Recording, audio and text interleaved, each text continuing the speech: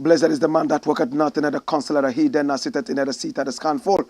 For his delight is in the law of the Lord, and in this law does he hideth sunrise and sundown. Him I go dear like a tree planted by the rivers of water that bringeth forth fruit in the season. Him leaf never I go wither, and whatsoever him doeth shall prosper. Yea! The heathen them now, they saw them dear like a chaff, which the wind driveth away. Therefore the heathen them never go turn upon judgment, and the sin among them in the congregation of the righteous. For the Lord God, Jah, loveth the way of the righteous, and the way of the sin among them always and always. I go perish, and let the people of the Most High God say, Jah, kadama we groma bea tela e higzag beer tana istalina bashante shante shante shante shante. The name of the Lord is a strong tower, and the righteous run into it, and them is safe. Many are the afflictions of the righteous, but Jah shall deliver him from all of them. And I give thanks, and I give thanks, and I give thanks. How mausogbo lisa Adanuoto, it was a player 4. This is the Black Pot, aka Kukushodemo. And here we speak truth to power. My name, Black RASTA. In every traditional African home, there is a black pot. And each time this black pot rests on the fire, there is something super sumptuous cooking. Ingredients of so many different types, shapes and sizes, colors, aromas, and even flavors. Put aside all their differences and relocate into the black pot. They are subjected to some amount of heating. They produce food in all its palatability. Ironically, they do not even partake in the eating of the food. It is us, the eaters, who do. Yet every time, the ingredients and the pot, the black pot, will rise to the occasion to produce food so selflessly. What lesson can we pick from this? A lesson of selflessness? How many of us believe that, oh, we work so hard to get it? Nobody is deserving of participation in what we have. How many people believe that we have it all? Let's eat it all. After all, tomorrow shall take care of itself. How many of us believe, and we even want to authenticate it with the Bible, that we should only think about today. After all, tomorrow shall take care of itself. This is the Black Pot, aka Kukushonomo, where we speak truth to power. Remember, here we don't criticize. But if we must criticize, we will only do it on one condition: to build and not to destroy. That is why we say we are in the service of God and country. This is the Black Pot, aka Kukushonomo. And we are live on YouTube and also on Facebook. Our YouTube channel is Black Empire Media. That's BLAKK Empire Media. And our Facebook channel is Black Empire Media as well. We are live. We never take you for granted. Your time is very important to us. We must apologize for starting the program a little late today. It was due to technical issues. My brother, my sister, this is the Black Pot, aka Kukushonomo. Please subscribe to the channel. Hit on the notification button so each time you can be part of this wonderful broadcast. We shall remind you to do that. We want to say thank you so much to ISIT. ISIT simply means in spirit, in truth, ISIT. It is the newest social media app that everybody is clamoring around. Oh yes, you know what it is? Hear me and hear good. Now, if your regular social media app is giving you nothing but nudity, violence, and even racism, then you need to jump ships. Join us right here on ISIT. Oh yes, with ISIT, it's all positive. We have powerful algorithms that sap out anything that is not positive, so that you can have a positive haven. You beat other positive-minded people. Promote your brand and make it big. What can you do with ISIT? You can go live. You can make video and audio calls At the same time, you can also send text messages. It's beautiful on EasyIt, and it's free. You can download this from Google Play and App Store. And this is the future. Connect with family and friends. Make very, very wonderful memories and enjoy yourself. This is the Blakk Pot, aka Kukushonumo. And here we speak truth to power. Today we have 4 very important things we're going to look at. And what are we beginning with? Today is Kwame Nkrumah's birthday. Of course, it is very, very controversial. Kwame Nkrumah was born a few days before today or a few days after today. Certainly not today, but officially, today is celebrated as Kwame Nkrumah's birthday. And we have the headline, Kwame Nkrumah lives on. Now, who was Kwame Nkrumah? Better still, who is Kwame Nkrumah? Because he's still with us. He's very much alive. Now, this is the son of the land. The first man to give us our independence south of the Sahara, right here in Africa. He was born today in 1909. His father was called Kofi Ngoloma, and his mother was called Elizabeth Nyaneba. And he was born right there inside Nkrumah. My brother, my sister, he went to school and was able to make it big in life after school. How did he make it big in life? By becoming selfless. Kwame Nkrumah was outside the shores of this nation, struggling to get education. He wanted to study theology, which he did. He wanted to be a minister of the gospel. He didn't succeed in becoming one, but he did preach in 1 or 2 churches whilst he was there in England. Kwame Nkrumah became a student leader even whilst he was in school outside the shores of this nation. All he was thinking about was Pan-Africanism. He saw the atrocities meted out to African people abroad, and he felt that this nation and the whole continent must be free. Whilst he was in England and also in America, his mind was all about how this nation could be freed. He met with so many wonderful people. One of them was the great Nnamdi Azikiwe of Nigeria, aka Zik, the founder of the nation of Nigeria. And he advised him and taught him the ropes as to how he could get quality education abroad. He followed this and he was able to get education. Whilst he was schooling, he was also working in the pantry, cleaning plates and serving food to students, so he could pay part of his bills. Kwame Nkrumah became so studious. He concentrated so much on his books. Everywhere they talked about Pan-Africanism in England and beyond, he was there. Oh yes, he was there. He was able to meet up with so many other people from this part of the world, both from Ghana and outside Ghana. Of course, at the time, this country was called the Gold Coast. He worked very hard. Everybody knew his passion for Pan-Africanism. Fast forward, somewhere in 1947, there was an invitation for him to return home.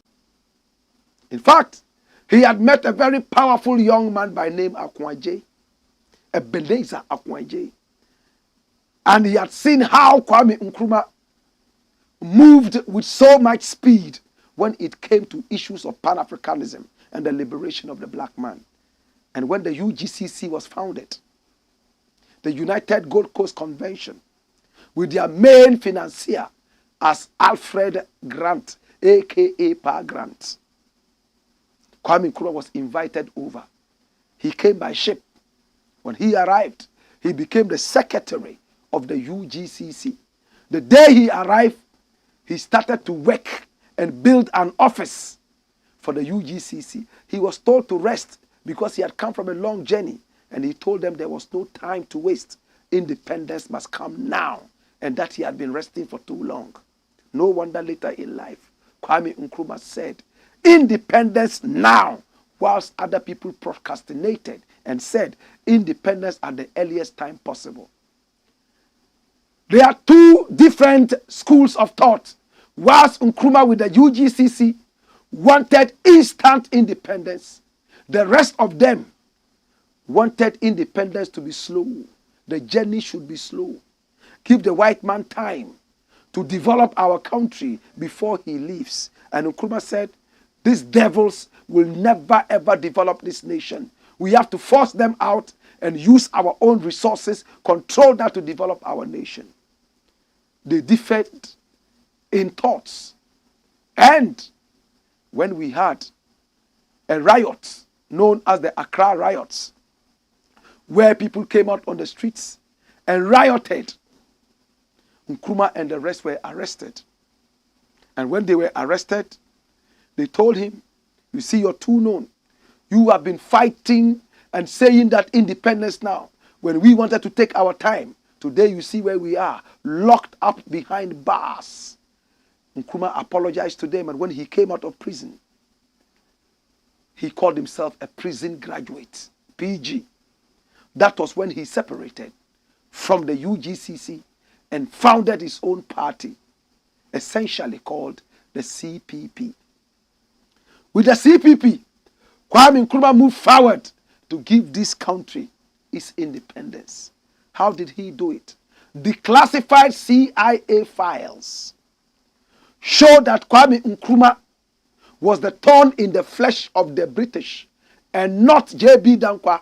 Neither was it Ebenezer Akwaje or even Pawuli. It was him. In fact, when he was made prime minister, leader of government business, they didn't put him there for nothing. They knew what he could do. Nkrumah was a lonely man.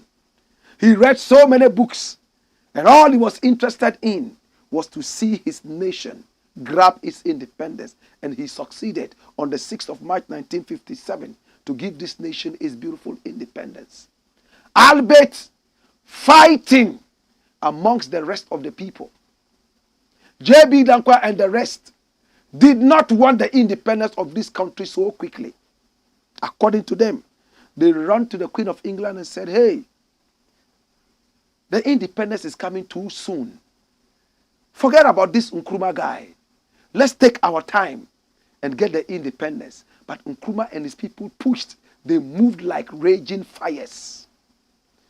Nkrumah was able to get all the women, the CPP women. They had never seen such a movement in this part of the world so strong like the CPP women. Market women brought money to finance the movement. Fishmongers brought money.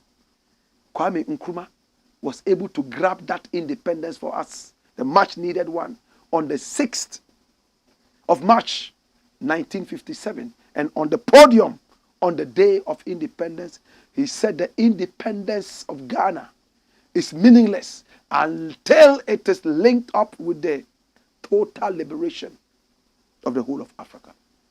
What Nkrumah said was simple. If Ghana alone is independent and the rest of Africa is not, forget it. We shall still be that lonely sheep walking in the wilderness. Listen, this was a prophetic statement Kwame Nkrumah made, because it opened Ghana, the newly independent nation, to the rest of Africa. No country in Africa from that time looking for independence did not come to Ghana. They all came to seek the anointing of the Osagefo. Before then, there was the need to look for a name for this country. J.B. Dankwa suggested that this country should be called Akan land, the land of the Akan people. In fact, at the time, they did not even want to be part of this nation today called Ghana. The Asantis wanted to be alone. They had the cocoa money, and they were not interested in using their cocoa money to develop the rest of the nation that had no cocoa. But Kwame Nkrumah stood firm, convinced everybody, the Northerners, the Evers, and everybody, to build and form this beautiful nation. Nkrumah even wanted Togo to be part of this nation. But the Togolese, Olympio, and the rest were not interested in that. Nkrumah wanted the whole of Africa to be one entity. with one president. And the presidency would move from country to country. That was what Nkrumah called the union government. The union government. But some African leaders at the time thought Nkrumah was being too egotistical. He was becoming so much engrossed in his airs of superiority. And therefore, they broke away from him. People like Nwalimu, Kambaraje Nyerere, my brother, my sister, and the rest of them. Later they regretted it. They didn't see the vision Nkrumah saw. My brother, my sister, in 1965, when they had the conference of the OAU, my brother, my sister, they couldn't come to a conclusion as to whether to accept the union government or not. But Nkrumah was looking deeper and further away, even before the British and the Americans came together. Nkrumah wanted Africa to come together. There was OAU before we had the EU. Nkrumah wanted one government, one currency. Let's tap resources from the various countries and develop the whole of Africa. He had succeeded in talking to the different entities, different interest groups in Ghana and bringing them together under one umbrella. Now he wanted to do that with Africa, but he couldn't succeed because of different ideologies and superior CIA forces that hindered this. Today, my brother, my sister, we celebrate the Osagifo, Kwame Nkrumah. He didn't live to see his vision of one Africa come to pass, but that vision still lives in us. Every true Nkrumahist, my brother, my sister, can never be a true Nkrumahist if he does not appreciate the vision of one Africa.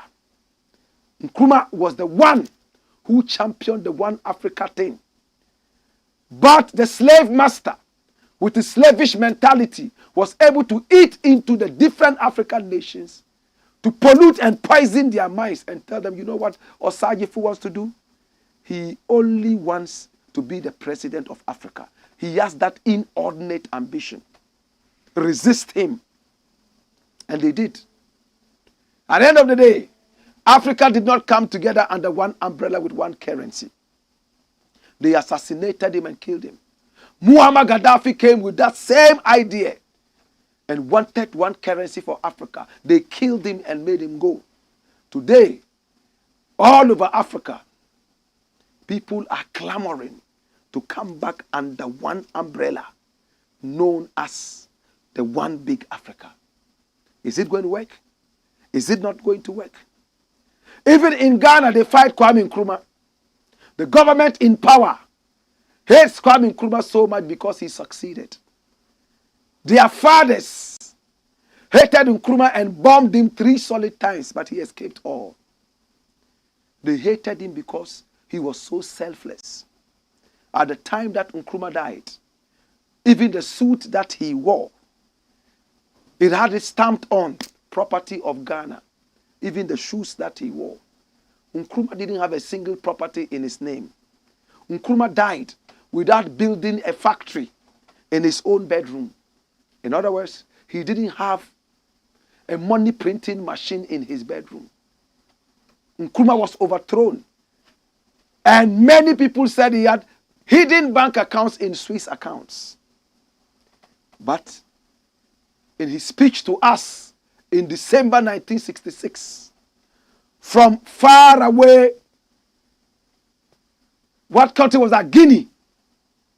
He told us clearly that they say I have bank account. Oh, what fools.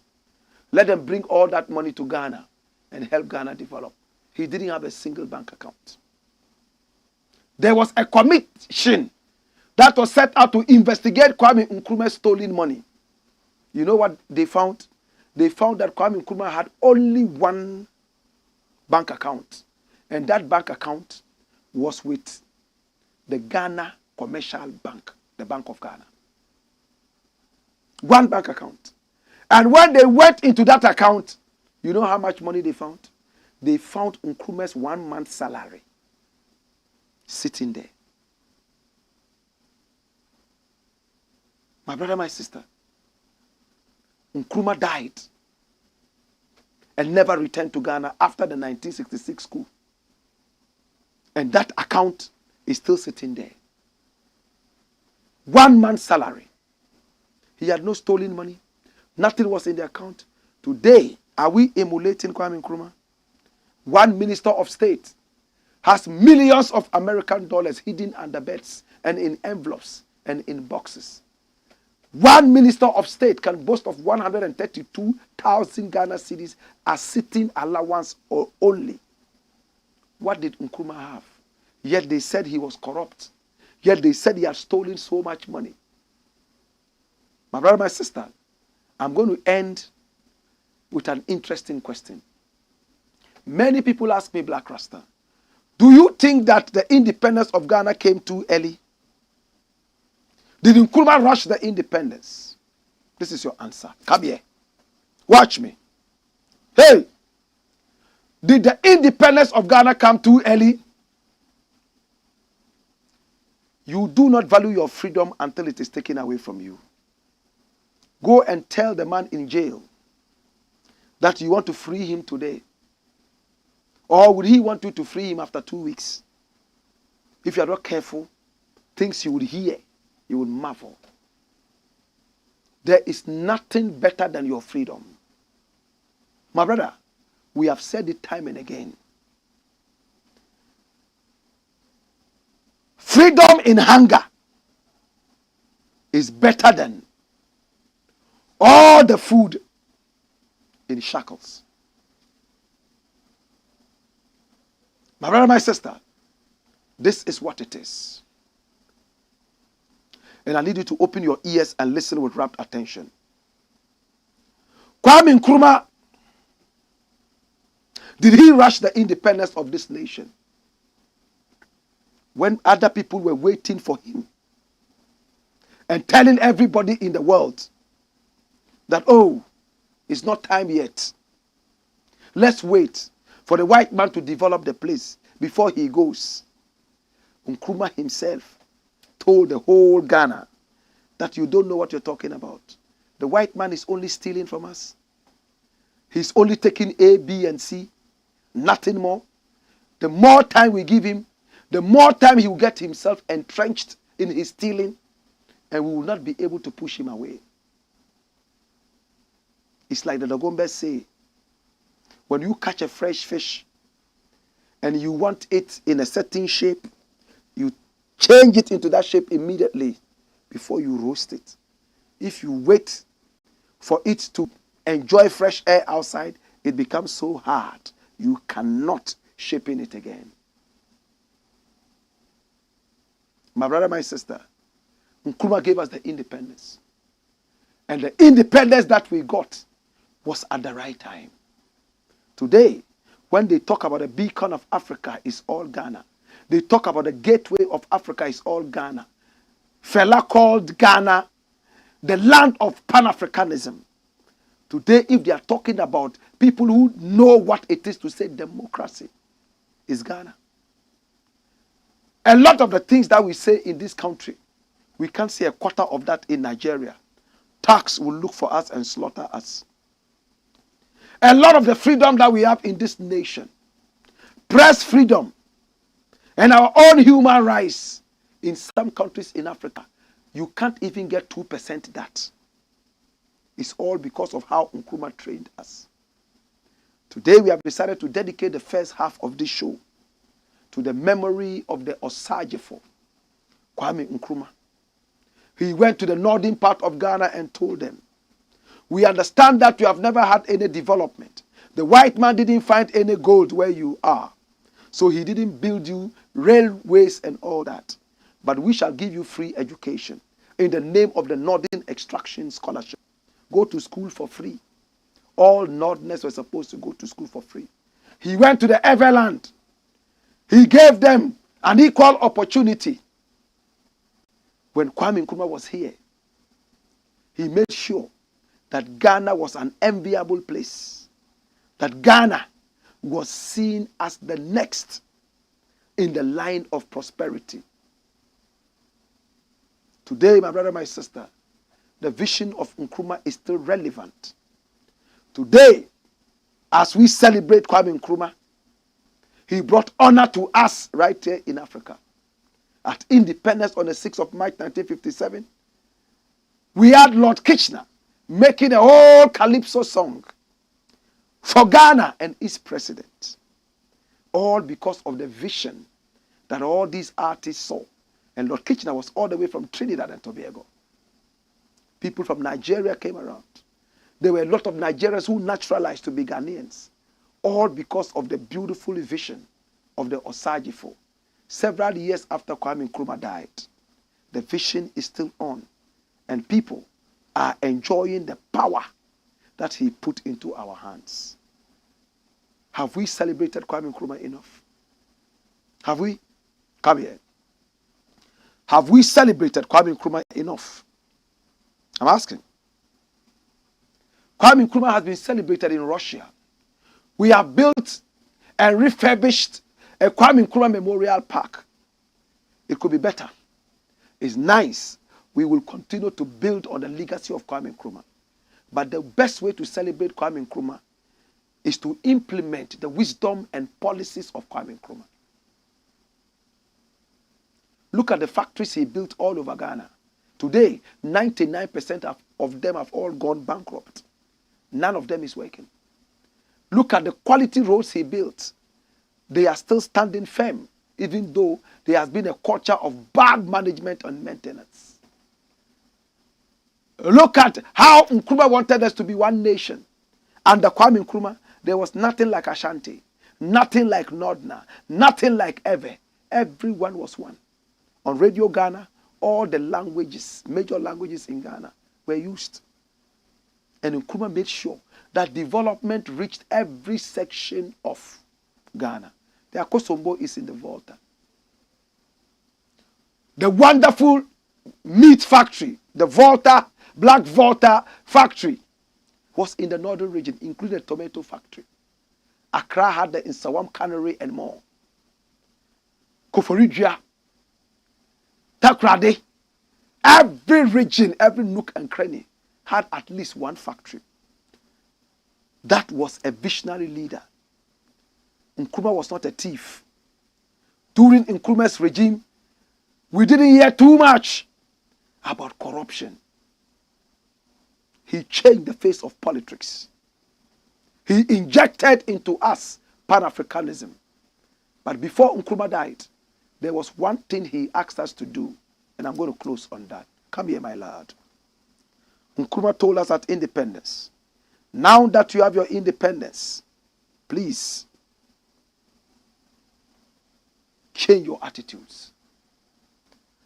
It's time for us to change our attitudes to honor Kwame Nkrumah if we will not honor ourselves.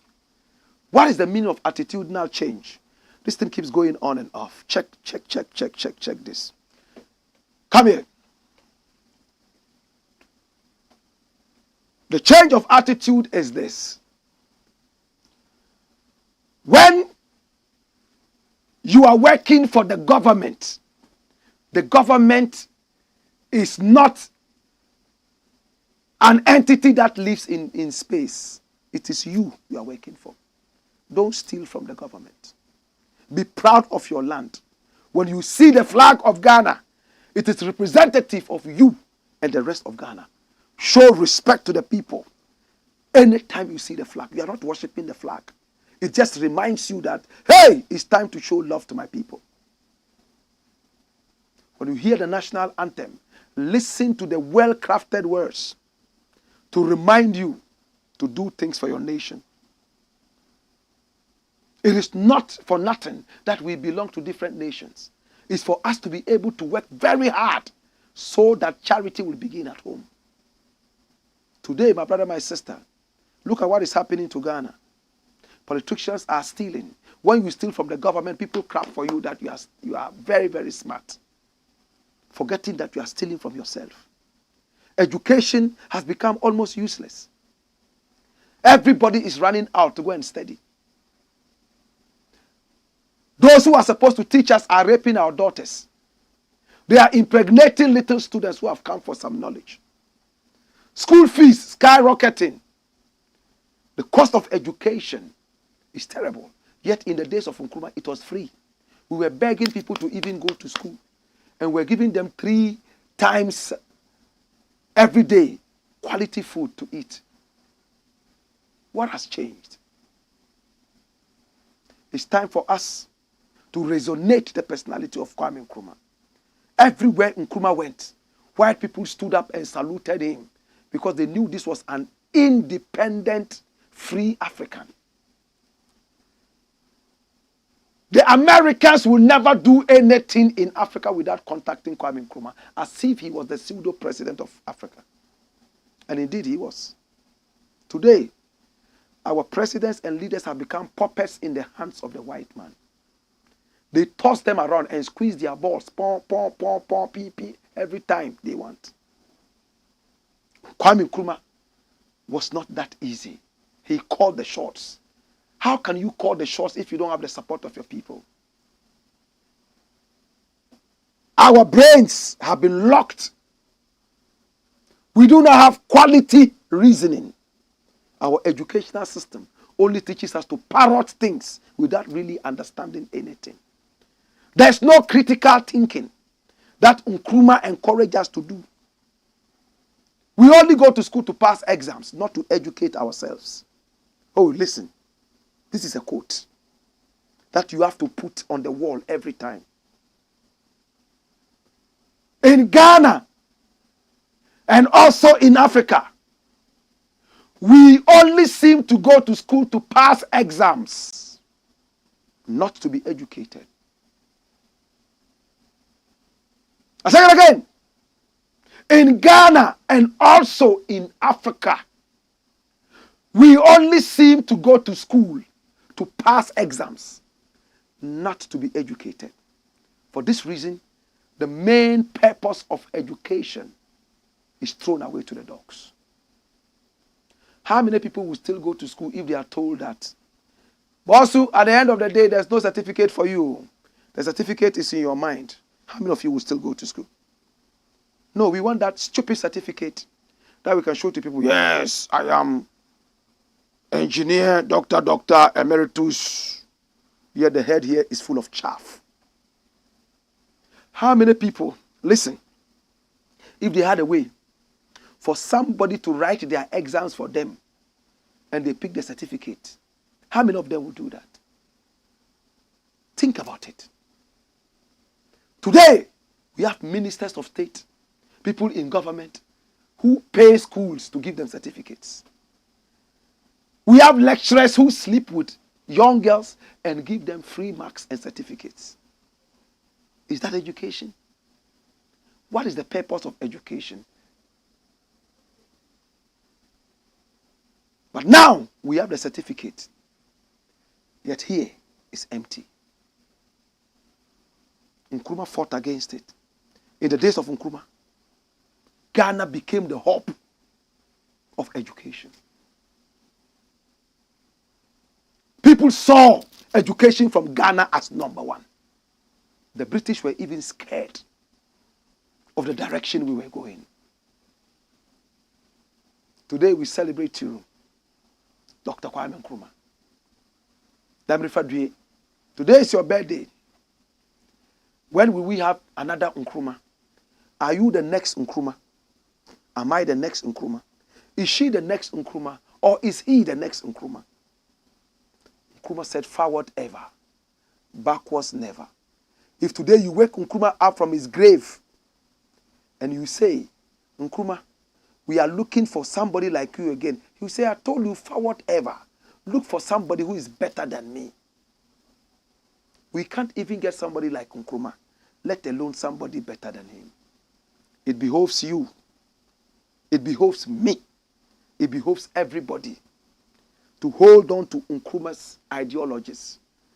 And Ghana and Africa will never ever perish. It will continue to be the beacon of prosperity. My name is Blakk RASTA, and this is the Blakk Pot, aka Kukushonomo.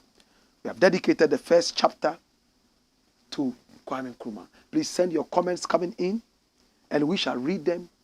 At the end of it all, we want to say happy birthday and happy holiday all over Ghana and beyond. And today, everybody had it on his ringtone in Ghana, the music of Blakk RASTA, Kwame Nkrumah. Kwame Nkrumah, whoa, why did you leave so soon? I miss you so. When we are gonna miss you again. Kwame Nkrumah, whoa, why did you leave so soon? I miss you so. When we are gonna see you again. Kwame Nkrumah, whoa, why did you leave so soon? I miss you so. When we are gonna see you again. Well, my name is Blakk RASTA. When we return, we would have more for you and would also be reading your letters. Hey, wayo!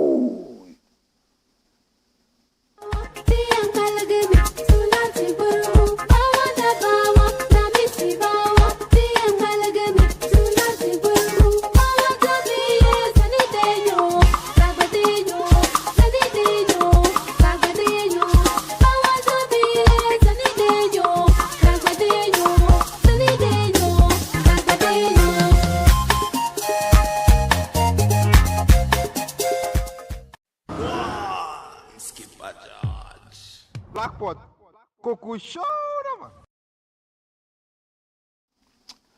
This is the Blakk Pot, aka Coco Show. Man, here we speak truth to power. We love you. We appreciate you. Happy birthday one more time to those Sajifo. Next story, my youth. And remember to go check that song out on YouTube. It's called Kwame Nkrumah by Blakk RASTA. Ghana police clamp down demo. Today we woke up to a demonstration. Remember we told you about it? And it's known as Occupy Julobi House. It's supposed to be Jubilee House. Julobi means some thief's house in the Ghana language. Right? Occupy Julobi, the thievery house. The house of thieves. Right? That is what it is. My brother, my sister, that is what it is. Today it was supposed to happen. And people went out in their numbers. And if you look at that placard, it is our placard. Have you seen it?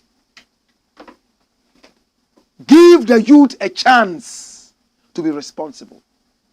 You see that placard there? That is our placard. From MAD, the Black Empire TV, right? My brother, my sister. And MAD there simply means movement against what? That's it, my brother. And look at the number of people on the streets. Julobi.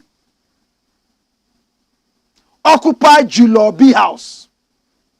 The son of the thief. The thief's son. That's Julobi. Look at the number of people who paraded the streets. All in red. And they decided to go out and demonstrate. The police wanted to stop them. 90% of all the placards there were supplied by us. They are our placards. Right? So my brother, my sister, we meant to go out there and deal with the situation. But the police sought to stop it because the demonstration was supposed to happen in front of the seat of government, the so-called Jubilee House. And the police went in violently, beating people left, right, and center. I'm going to take you through a little bit of that. Watch this. Occupy Julobi House. Occupy the thief's son's house. Young basketball player mistaken as protester arrested. Run it, my youth. A young basketball player mistaken for a protester has been arrested alongside other demonstrators at the Occupy Julobi House demonstration. The young boy was returning from his usual training session on Thursday morning when he was apprehended alongside other protesters. According to the mother of the young boy, she received a distress call informing her of her son's arrest. Speaking to Ghana Web, the mother of the basketball player, who wished to remain anonymous, said her son was mistaken for a protester because he was wearing a red t-shirt. The visibly distressed woman mentioned that she has not been able to reach her son since arriving at the Accra Regional Police Headquarters. Many protesters have been arrested by the Ghana Police Service for participating in the Occupy Julobi House demonstration. That's it.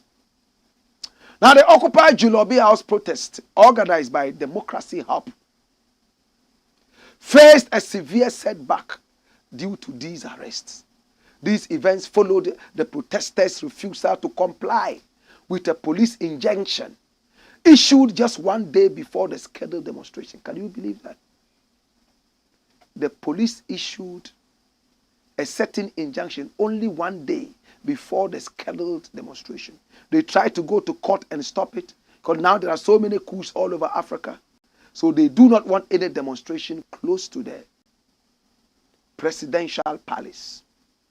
Democracy Hub emphasized that they had not received formal notification of the court order which led them to proceed with their peaceful march.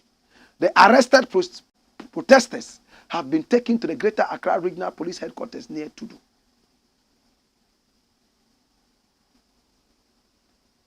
That's what it is. My brother, my sister.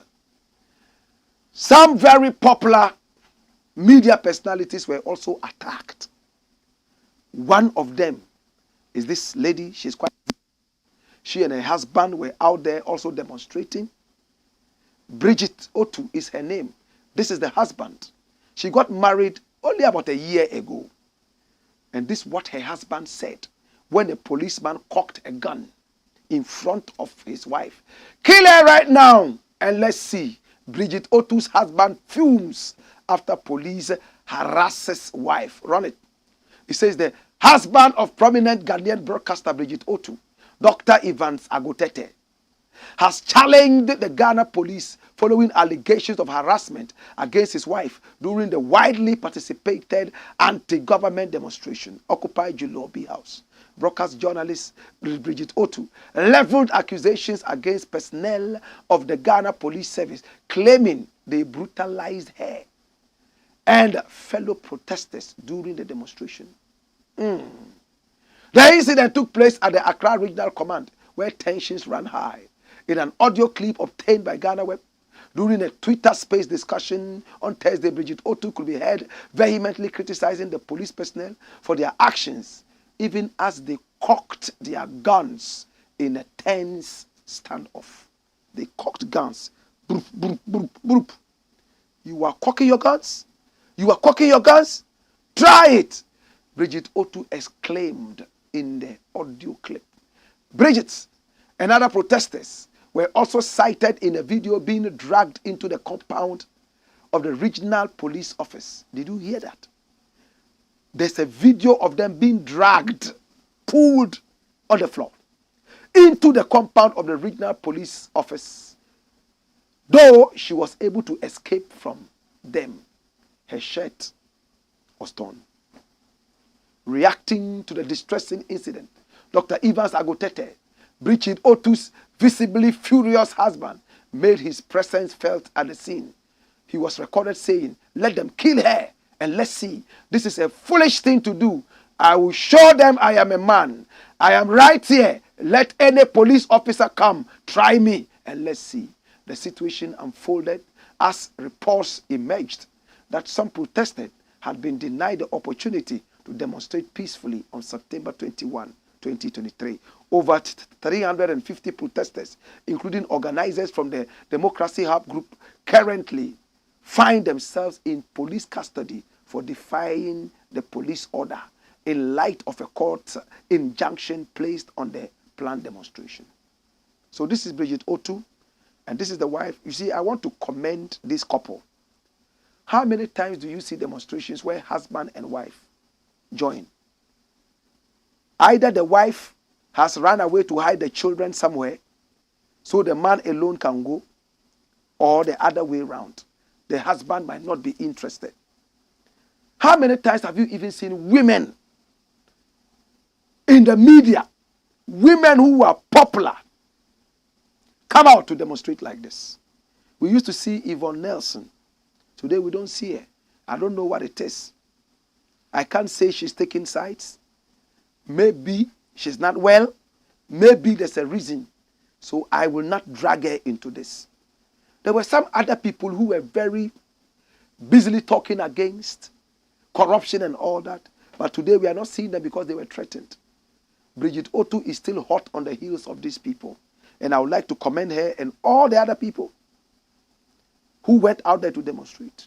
Again, 90% of all the placards you saw there came from us. Mad.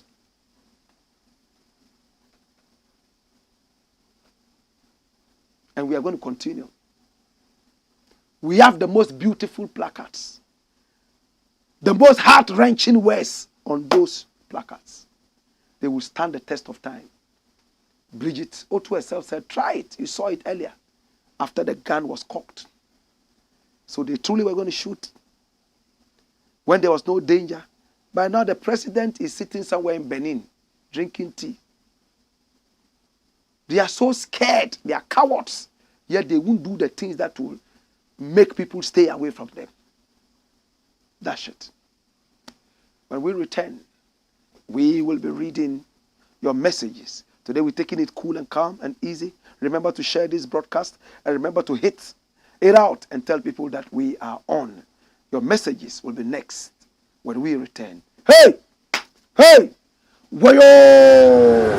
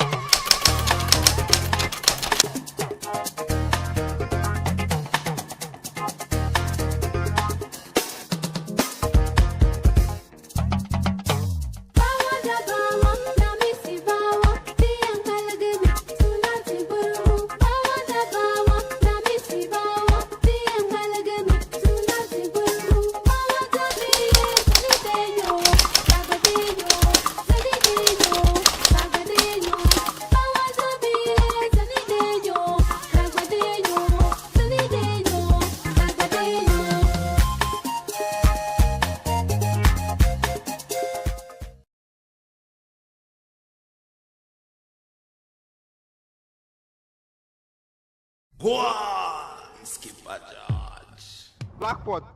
Kokusho. This is the Black Pot, a.k.a. Kukushonuman. Here we speak truth to power. My name is Blakk RASTA. Do you have some messages?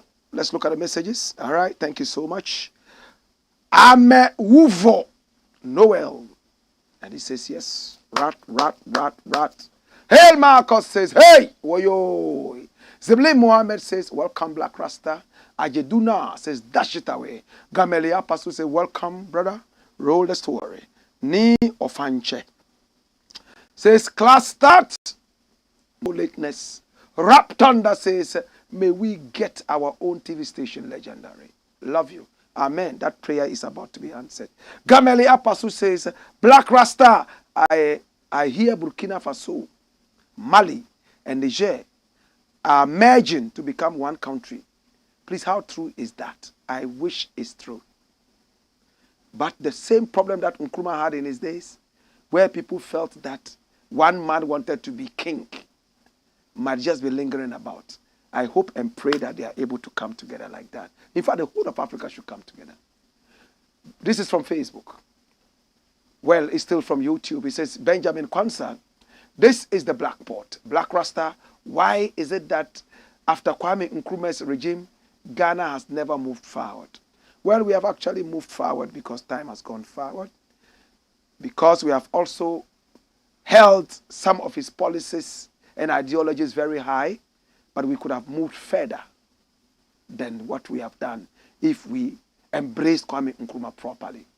This Sheba says, may the spirit of Nkrumah live on and on and on. Mutawakil Adam says, more fire. My brother Blakk Rasta, bring it out. We're listening. May Allah protect you for us. Amen. Love World says, the only one sensible and educative show we have in Ghana. Bless you, Ras. Bless the love. Royal Anchor TV says, Proverbs 28:1. I say, the wicked flee when no man pursueth, but the righteous are bold as a lion. Keep conquering, Blakk. Why are the prominent, the president and his squad, full of trepidation, if indeed they have done well? I like that quote. Proverbs 28:1. Wow. Yes, it says the wicked flee when no man pursues them, but the righteous are bold as a lion. Tina Ray says, good evening, Blakk Rasta. Kwame Nkrumah is the only founder. May his ghost hunt those who fight against him till we become independent again. Yes, the independence that he's always wanted. I hope that all will be proud of this. Osetutu says, what is stopping us from uniting today? Fellow Africans, outside Africa today, we are called Africans, yet not united. Understand what you're saying. It's like even in Ghana, in the south, every northerner is a northerner. PP4. But when northerners go back to the north, they also segregate. Oh yeah, Fra man. Yeah, Kustasi man. Again, as a nation, when we go out, oh, there's going to be a Ghana conference. People come and they see Ghanaians. They don't see Ashanti. They don't see Krobo. No. And on a bigger picture, all Africans, black, when they travel out, they are seen as Africans. Yet amongst us, we discriminate. He's an Algerian. These Algerians, oh, these Ghanaians, oh, these Ivorians. We are not united. But that unity will come. It will be fast. It's taking so long, so it will not delay anymore. Wow. Come here. And this one, all right, we are going to look at it again. And then there's a masters and colonizers suppress their own people. This is so sad. Yao Oduro. It says, our own blood as leaders has adopted the wicked tactics of those slave masters and colonizers to suppress their own people. This is so sad. Well, Abu Ghriba, and this is from Facebook. Blakk Rasta, tell us more. And then Colin says, God bless Blakk Rasta for a wonderful history. And then Abubakar Umar says, with all due respect, Blakk Rasta. Okay, well, there's more. We couldn't capture that. We'll find that out later. He's saying, shameful. And then Abu Ghriba says, come here, watch me. Agisoba Colin says, God bless Blakk Rasta for a wonderful history. Abubakar Umar says, with all due respect, Rasta, my question is, do vegetables also have life?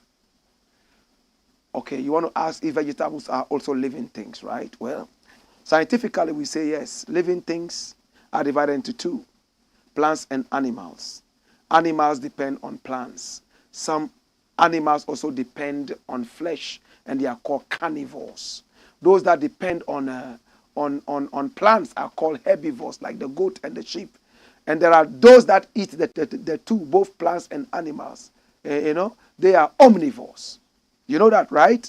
All right. So naturally, human beings are supposed to be vegetarians. In fact, they are not supposed to be omnivores. They are supposed to be herbivores. When you read the Bible, that's what it is. Do you understand that? And even more, even the shape of our teeth, the way it is, the incisors, when you look at it, you will see that you have the dental formula of a herbivore. So you are asking me if plants also have life. In spirituality, they have life, but their life is not like the life of the animal. They are supposed to be food for human beings. Do we get that? Okay. So, do they deserve to be called living? If you are harvesting them, are they feeling pain? If yes, then why are we eating from them for some? You see, I like these questions. Somebody will look at it and say, "Oh, this doesn't really make sense." But what you are asking is very deep. What you must understand is that they also have life, and their kind of life is a different kind of life from the life of animals. And animals are made up of human beings and the so-called low-class animals. We are all animals. And we are supposed to depend on the plants for life. For me, when I'm harvesting a plant for food, I normally will pray and thank God and also thank the plant for availing itself for me, to me as food. I never harvest any plant at night. I respect the privacy of the animal, the plant, and I want it to live a very good life in the night. It's resting. And I learned this from Rita Marley. But if I happen to be ill or unwell and I need a certain plant for survival through the night, I go there and I apologize to the plant before I harvest it. So in the night, if you see me standing by a plant and I'm talking, don't say I'm crazy. I just respect the fact that this is a living thing that is giving me power. I don't eat animals at all.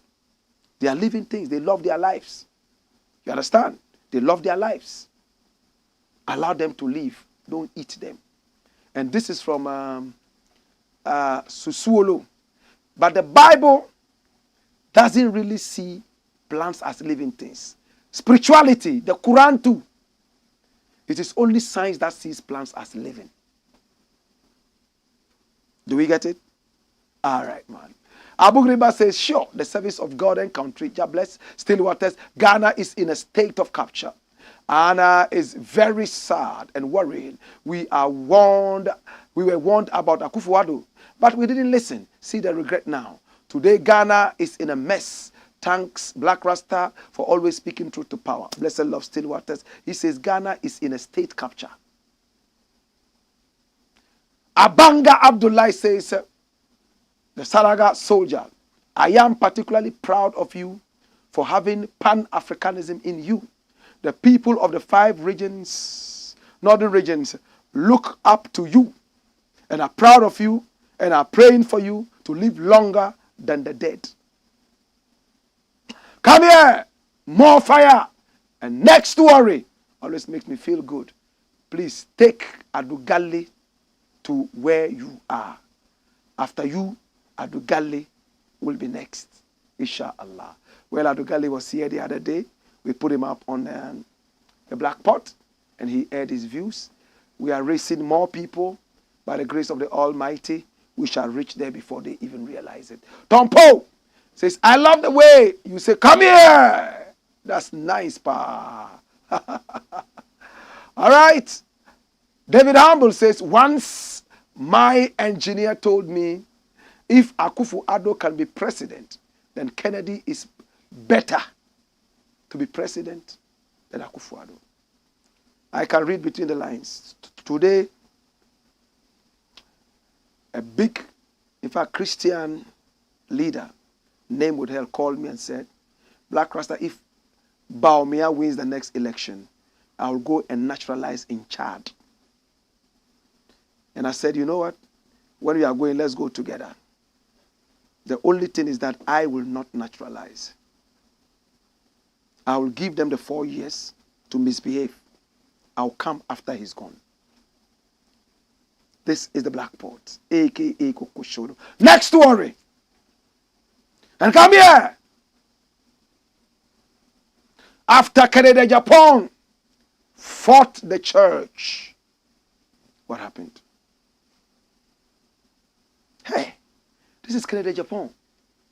And there's an apostle who is saying that because Kennedy AGYAPONG fought the church, he doesn't deserve to be president. Hallelujah. Let's listen to him properly. You fought the church. Now you want to be president? Apostle Ajenim goes after Kennedy Japan. Run it, my youth. Apostle Ajenim Boateng of the Paniel Outreach Ministries International has opposed the possibility of the Member of Parliament for Asin Central, Kennedy Japan, becoming the new Patriotic Party presidential candidate. Come here. Watch me. The pastor has asserted that Japan's past actions, particularly his criticism of the Church of God, disqualifies him from being considered as the party's flag bearer.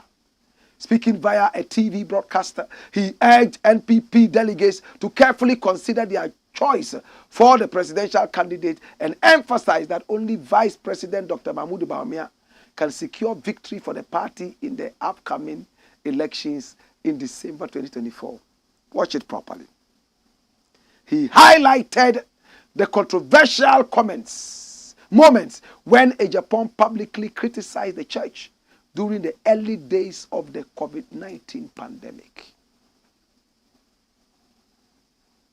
Listen to what this man is saying. And he has a church, and there are people who sit under him and listen to him. I forgive him. Sometimes we say things without thinking. Sometimes we also say things out of a certain passion, and we regret later. He criticized the church. What? What are you talking about? Kennedy Japan criticized the church. So what? Is the church beyond criticism? What the heck? Do you know what Paul did in the Bible? Paul did not only criticize the church, he killed Christians. Yet God chose him. Why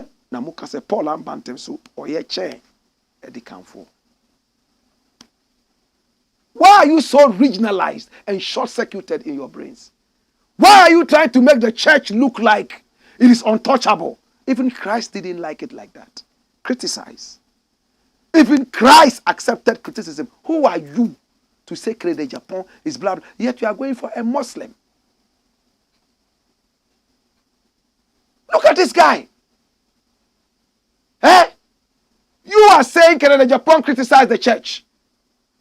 Yet you want a Muslim who is an institutionalized critic of the church. A Muslim is an institutionalized critic of the church. Muslims don't believe in the church. And they have made it so clear that we don't believe in this, we don't believe in this, we don't believe in that, we don't believe in that. That one you like more than the one who has criticized the church, yet is a Christian. Do you get my argument? So this man looks like somebody who has been paid to do Bawumia'S dirty job. That is him. I like people who have a clear mind. I would have loved this guy if he had said, oh, as for him, this man is not a serious man. He's done A, B, C, D, E, F. He's not credible enough to be president.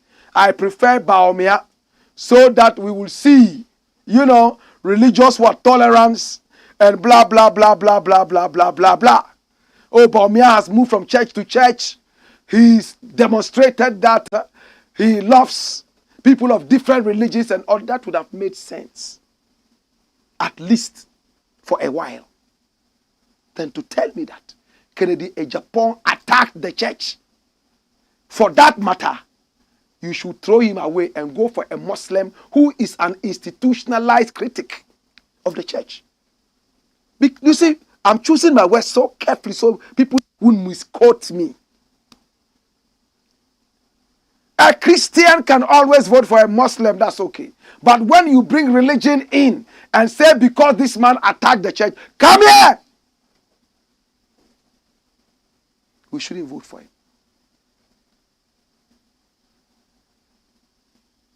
It doesn't make sense.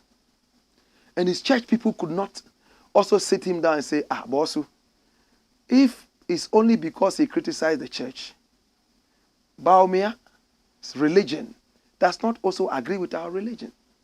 So why do you say we should go for Bawumia? How is he going to answer that? The church is not untouchable. Let's allow people to criticize so they get the answers. If you don't critique, how do you get the answers? Why do we see criticism as enmity?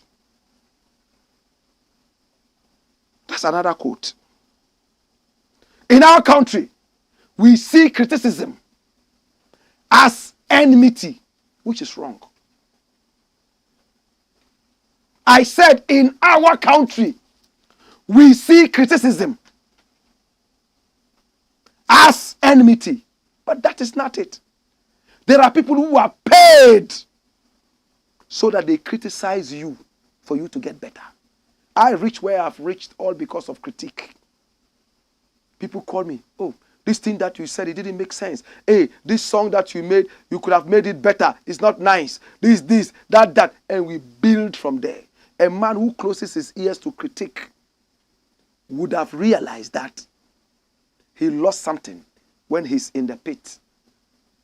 It will be too late. To be forewarned is to be forearmed.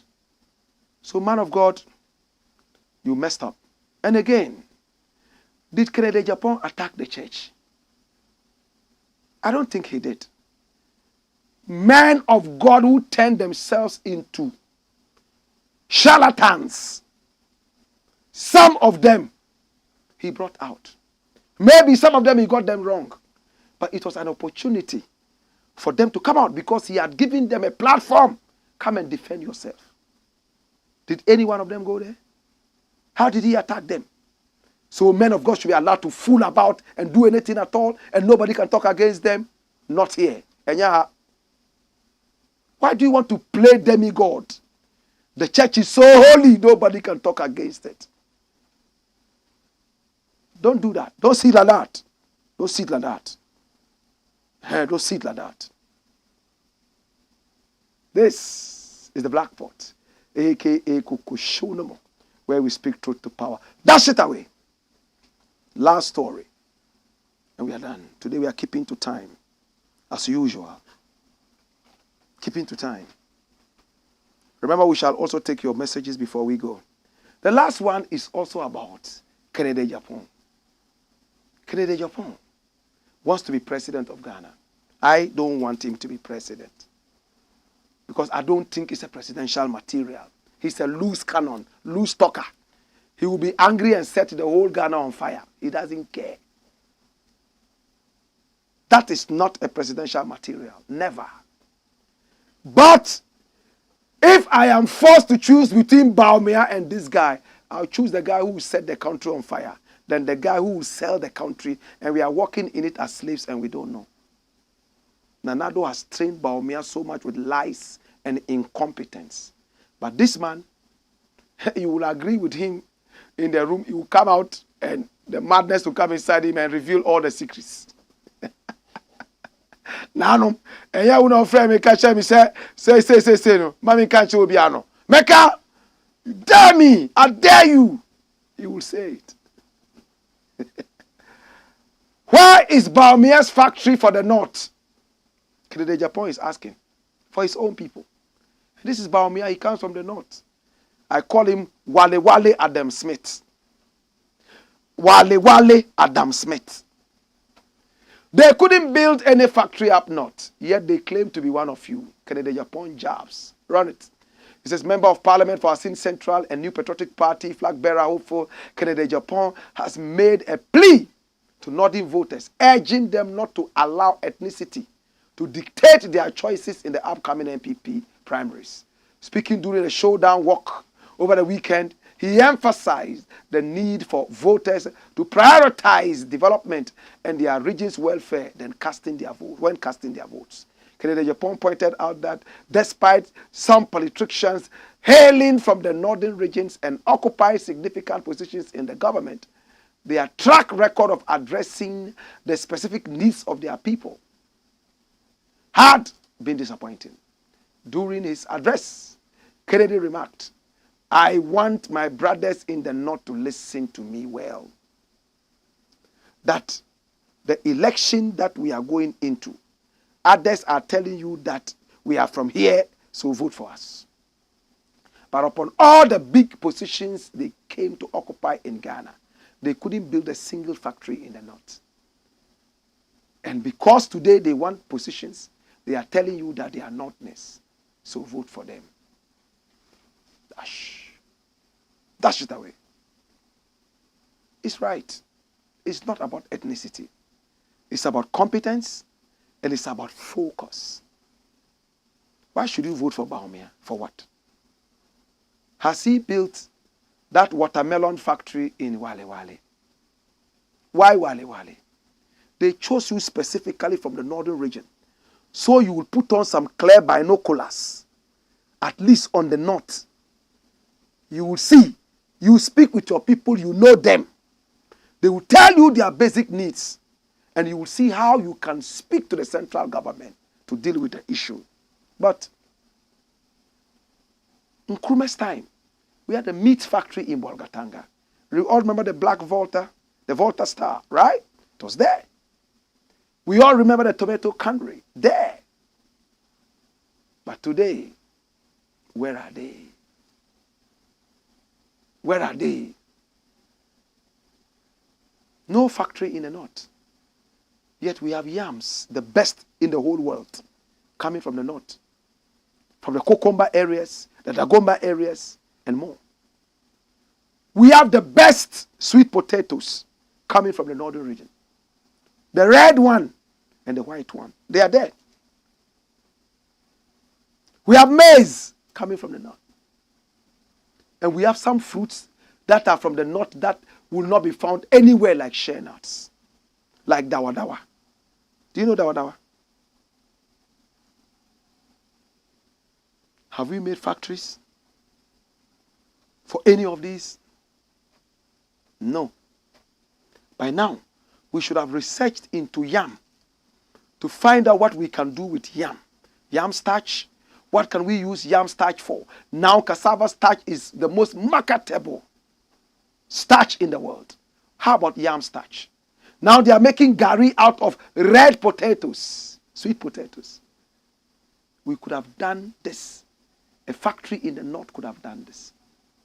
But no, they are rather going to Agbobloshi, Bawumia, to promise them toilets. You can go to toilet. After the toilet, you bath, and then you go and carry load. Have you helped them? When I heard Bawumia say that right there at Kantamanto, I cried. Hey! All these young girls carrying the load. After some time, they will dance simpa. Simpa. Jodalla simpa dalla. Rabinya labi. Jodalla simpa dalla. Rabinya labi labi bela mama dolani. Ndero bumule. Ya lasan.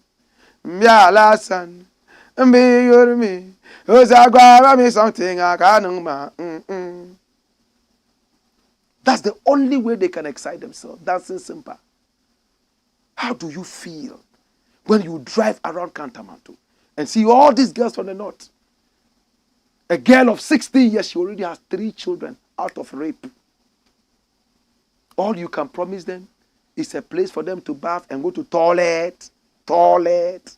What is toilet? And you want to be president. You have wasted your time. Get away.